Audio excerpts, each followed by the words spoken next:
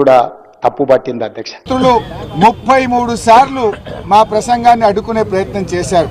పచ్చి అబద్ధాలు.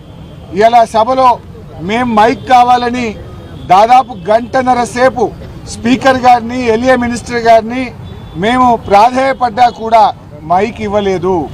ఇవాళ మీరు ఏంది ఆదివారం రోజు అసెంబ్లీ పెట్టి ఎక్కడ ఈ రిపోర్టు కోర్టులో కొట్టుడు పోతుందో అని హడావిడిగా పెట్టి బురద జల్లే కార్యక్రమానికి ఇవాళ ప్రభుత్వం దిగింది.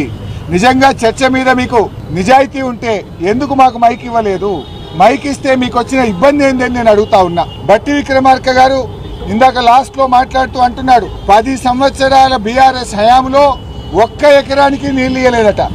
నేను ఛాలెంజింగ్ బట్టి విక్రమార్క గారు, మీరు ఒకవేళ మా ఛాలెంజ్ ను స్వీకరిస్తే నేను శాసన సభ్యత్వానికి రాజీనామా చేసి మళ్ళీ పోటీ కూడా చేయను.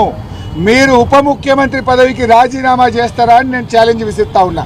బీఆర్ఎస్ హయాంలో 17 లక్షల ఎకరాలకు మేము నీళ్లు ఇచ్చాము.